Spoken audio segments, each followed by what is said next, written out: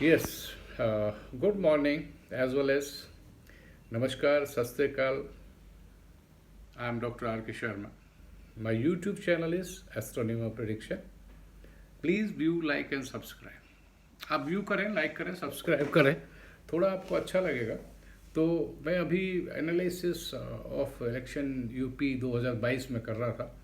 मैं ऑलरेडी योगी जी की और प्रियंका गांधी जी की कुंडली डाल चुका हूँ और उसमें एनालिसिस मैंने किया है according to astrology and as well as numerology.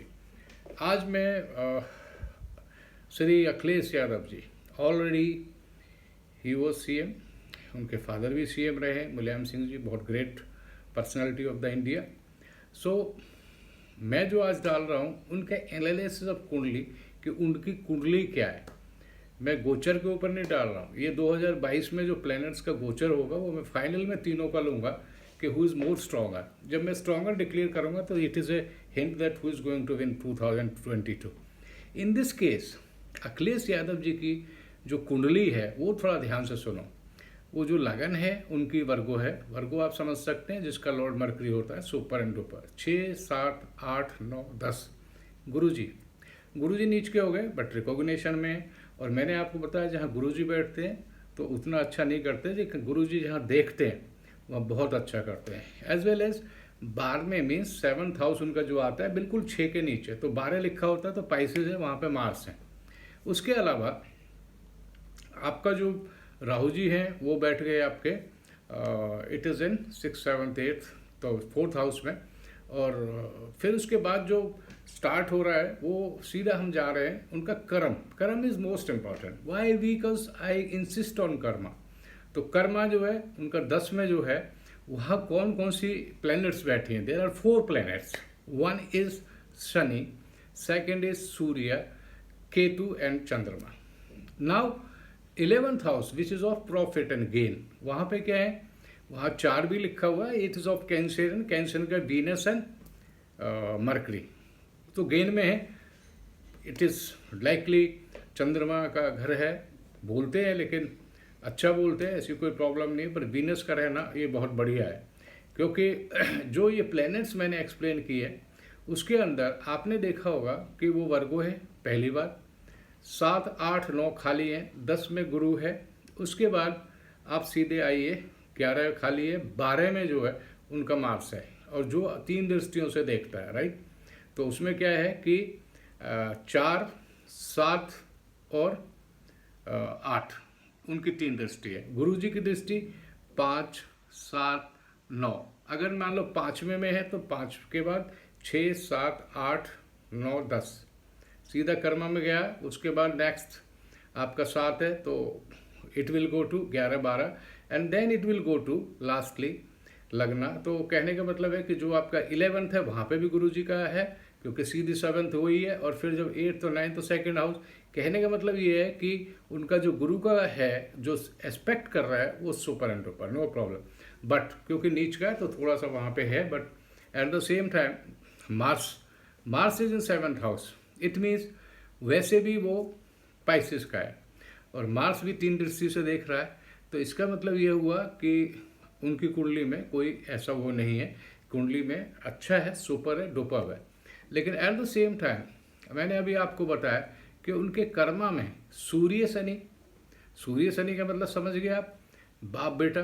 तो उनके फादर ऑलरेडी रहे हैं क्या बोलते हैं सीएम रहे हैं मुलायम सिंह जी, और उसके बाद काफ़ी अच्छे लीडर रहे हैं, महान रहे हैं। तो उस केस में आपने देखा होगा कि सूर्य शनि थोड़े से कॉन्फ्लिक्ट आते हैं, वो हुए भी हैं, ये everybody knows. But at the same time वहाँ पे सूर्य शनि के साथ चंद्रमा भी है, राइट, और केतु भी है। केतु 10वें में बहुत अच्छा गोचर करता है, कोई प्रॉब्लम नहीं है। सूर्य सुपर एंड डुपर।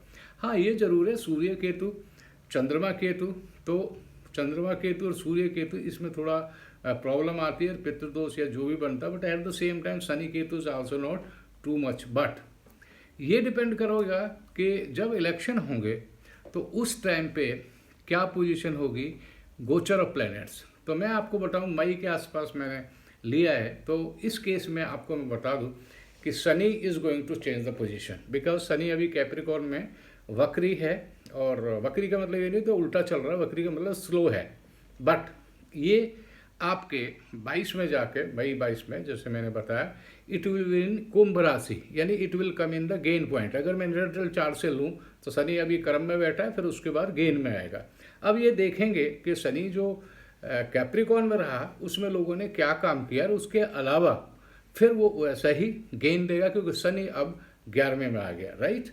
अब उसके बाद गुरुजी आपके 12 में, अब गुरुजी एक्वेरियस में है तो गुरुजी भी काफ़ी टाइम लेते हैं गोचर में, तो गुरुजी उस टाइम 12 इनका कहाँ है वो मैं बाद में बताऊंगा, बट 12 में जब आएगा तो साथ में वीनस भी है, सूर्य और मरकरी आपके टॉरस में होंगे, और राहु और Ketu, which is very important, Rahu will be in Aries and Ketu will be in 7th means Libra.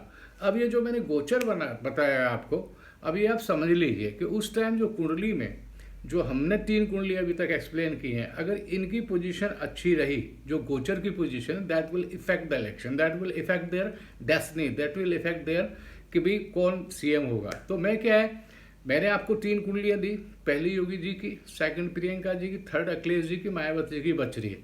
उसके बाद जब ये सब फाइनल हो जाएगा तो what I will do, I will see the gochar of the planets at the time of 2022।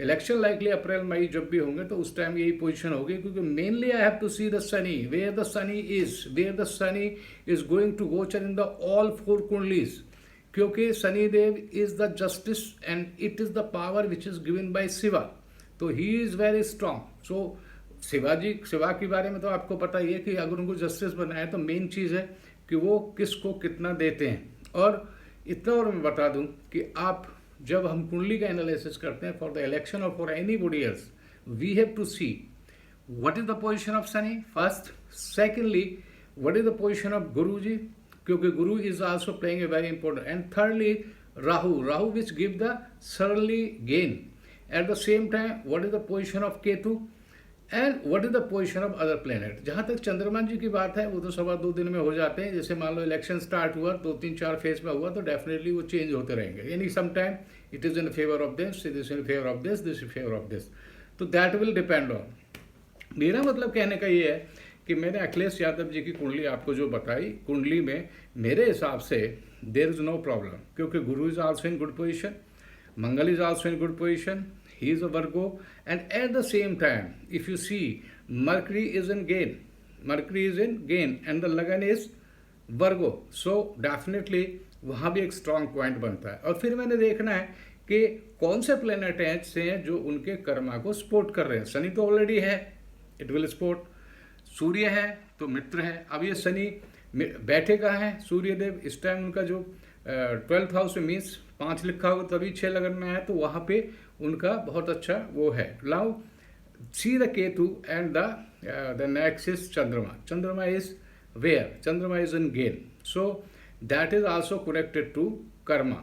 So I mean to say अगर आप इन तीनों कुंडलियों को लो तो मेरे हिसाब से 19-20 का फर्क है, ज़्यादा कोई फर्क नहीं है। हाँ, ये इस पर डिपेंड करेगा कि उस टाइम 2022 में, मई 2022 में जो मैं आपको बता चुका हूँ कि what is the gochar of the planet at that time, because it makes a difference. And ये मैंने आपको क्लियर भी किया था, पीछे कुछ मैंने प्रेडिक्शन की हैं, वेस्ट बंगाल के किए, तमिलनाडु के किए, तमिलनाडु ऑलरेडी आई टोल्ड 156-160, और वेस्ट बंगाल मैंने बताया था वो जीतेंगे। तो कहने का मतलब आई टुक first real kundali, the facts of the kundali, and then I took the gochar of that day or the gochar of in that month जब इलेक्शन हेल्ड होते हैं, उसी बेस पे हम प्रिडिक्शन करें तो शायद इट विल गो राइट। और न्यूमरोलॉजी से मैं करता हूँ, न्यूमरोलॉजी और इनको मिला के then I do this. So next time I am going to with the kundli of Shrimati Maya देवी जी, और उसके बाद फिर मैं आपको निष्कर्ष निकालूंगा कि इन चारों को गोचर क्या है, एंड लास्ट में I will say that who is going to win the race. Thank you very much. Again I say please view, like and subscribe. नमस्कार जी, क्योंकि ज़्यादा बड़ा वीडियो होता आप देखते नहीं, छोटा भी नहीं देखते बड़ा, सो आपसे मैं रिक्वेस्ट करूँगा कि please view, like and subscribe this video, and definitely you will get result after 4-5 days. So please, thank you very much.